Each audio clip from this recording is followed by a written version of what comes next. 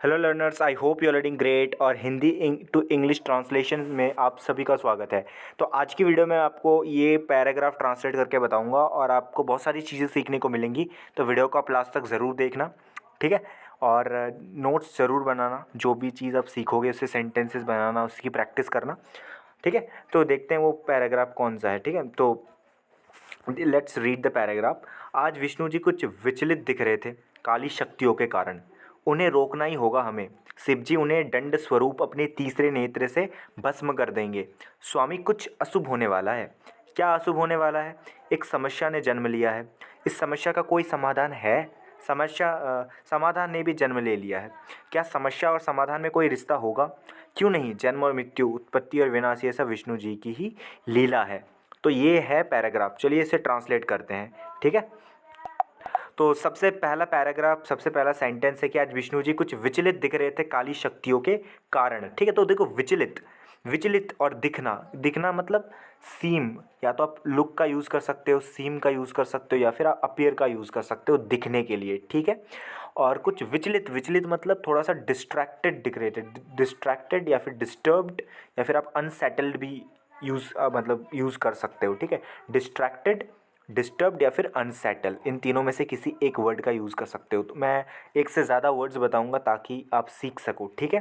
तो देखते हैं कैसे ट्रांसलेशन होगा। आज विष्णु जी कुछ विचलित दिख रहे थे काली शक्तियों के कारण। टुडे मतलब आज, विष्णु जी लुक्ड, विष्णु जी दिखे या फिर लगे, अपीयर किए, टू बी स्लाइटली, थोड़ा सा, कुछ मतलब, कुछ का मतलब क्या सेंस आ रहा है? थोड़ा सा, a bit, slightly, a bit, या फिर a little distracted, a little distracted मतलब थोड़ा सा डिस्ट्रैक्टेड लगे, अनसेटल लगे, ड्यू टू डार्क या इविल पावर्स, डार्क या फिर इविल पावर्स की वजह से, ठीक है ना।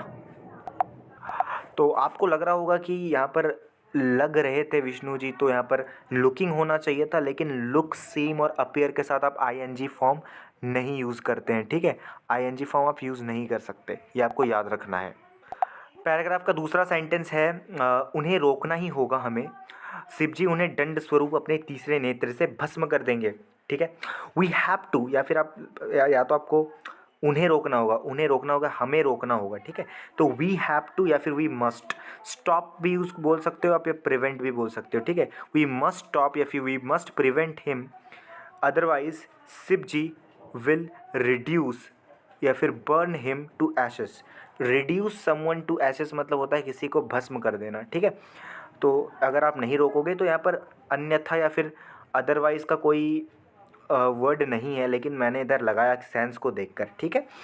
तो शिव जी विल रिड्यूस या फिर burn you ashes, burn you to ashes मतलब आपको जलाकर भस्म कर देंगे। तो जलाकर भस्म करने के लिए रिड्यूस समवन टू एशेस या फिर बर्न समवन टू एशेस का यूज़ किया जाता है, या फिर और एक वर्ड का यूज़ किया जाता है इनसिनरेट, इनसिनरेट का भी यूज़ कर सकते हो, ठीक है आप। Incinerate, incinerate him with his third eye, यानी अपने तीसरे नेत्र से, with his third eye, as a punishment, यानी दंड स्वरूप, as a punishment, as a form of retribution. आप ये भी बोल सकते हो, एज अ पनिशमेंट की जगह आप as a form of retribution भी आप बोल सकते हो, ठीक है। तो ये एक सेंटेंस है, लेकिन इसी सेंटेंस के थ्रू आप बहुत सारे सेंटेंसेस क्रिएट कर सकते हो, बहुत सारे सेंटेंसेस बना सकते हो, प्रैक्टिस कर सकते हो, ठीक है। पैराग्राफ का तीसरा सेंटेंस है स्वामी, कुछ अशुभ होने वाला है। क्या अशुभ होने वाला है?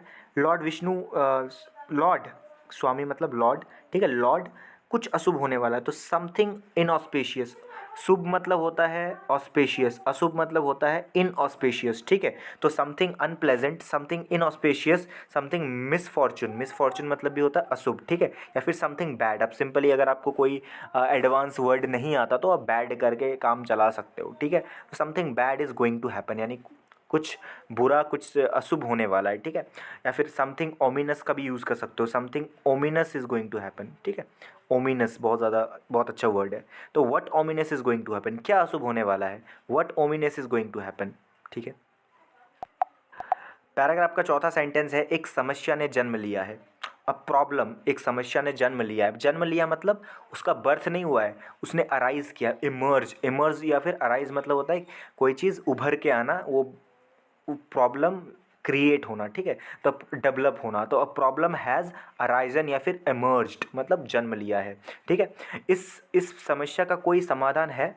इज़ देयर एनी सल्यूशन, क्या कोई सल्यूशन है? इज़ देयर एनी सल्यूशन इस समस्या का टू दिस प्रॉब्लम? तो देखो हमेशा सल्यूशन के बाद ना टू प्रपोजिशन का यूज़ किया जाता है। जैसे इस समस्या का समाधान, the solution to this problem, solution of this problem नहीं होता, सल्यूशन टू दिस प्रॉब्लम होता है, ठीक है। फिर क्या है, समस्या ने भी जन्म ले लिया है। देखो समस्या ने भी, समाधान ने भी जन्म ले लिया है, तो समाधान मतलब solution. Solution has also arisen, arisen मतलब वो अराइज हो चुका है, उसका जन्म हो चुका है, ठीक है। कम अप, अब कम अप भी बोल सकते हो, यहाँ पर प्रॉब्लम की जगह पर भी आप कम अप का यूज़ कर सकते हो, या फिर आप इमर्ज्ड का यूज़ कर सकते हो, डेवलप्ड का भी यूज़ कर सकते हो, ठीक है। तो बहुत सारे ऑल्टरनेटिव्स हैं जिसको आप यूज़ कर सकते हो इन इंटरचेंजेबली, ठीक है। पैराग्राफ का 5वां सेंटेंस है, क्या समस्या और समाधान में कोई रिश्ता होगा? क्यों नहीं? जन्म और मृत्यु, उत्पत्ति और विनाश, ये सब विष्णु जी की ही लीला है, ठीक है। चलिए ट्रांसलेट करते हैं।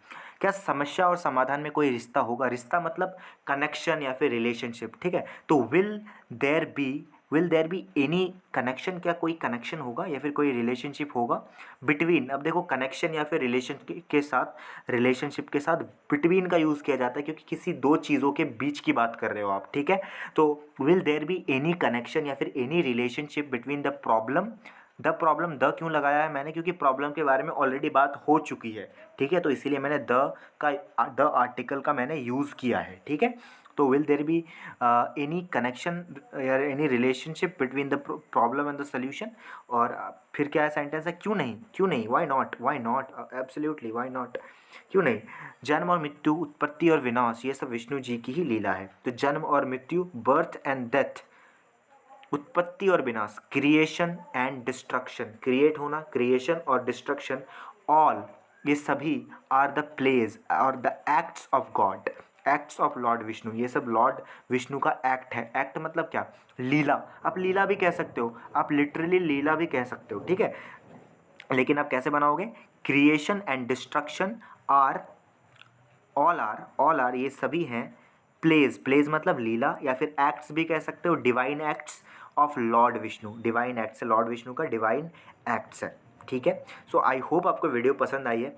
अगर आपको वीडियो पसंद आई है तो ऐसे इन्फॉर्मेटिव कंटेंट्स के लिए आप मेरे चैनल को सब्सक्राइब कर सकते हो, क्योंकि मैं और भी ट्रांसलेशन सीरीज़ लाने वाला हूँ। अगर आप ज़रूर कमेंट में बताना कि ये सीरीज़ आपको कैसी लगी, मतलब ये वीडियो आपको कैसी लगी, और क्या मैं इस पर कंटिन्यू करूँ वीडियो, ठीक है। तो ये ज़रूर बताना। एक्चुअली मेरे फ़ोन की जो स्क्रीन है थोड़ा काम नहीं कर रहा है, क्योंकि इसमें पानी अंदर चला गया है फ़ोन में, तो इसीलिए थोड़ी सी यहाँ पर लिखावट में दिक्कत आ सकती है। लेकिन आपको, अगर आपने वीडियो देखी, आपको ज़रूर ना कुछ ना कुछ सीखने को ज़रूर मिलने वाला है, ठीक है। So thank you so much for watching the video.